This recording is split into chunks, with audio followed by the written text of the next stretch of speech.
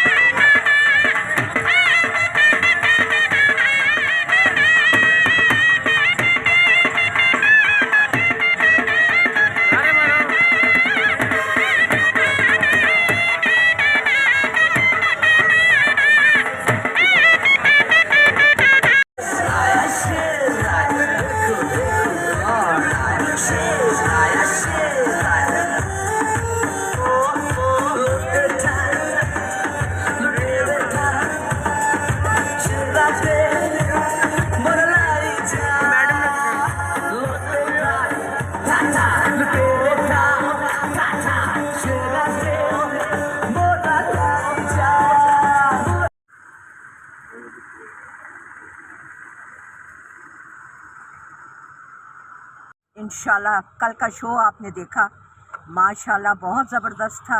लोगों का प्यार मेरे लिए और मेरा प्यार उनके लिए सब नज़र आ रहा था।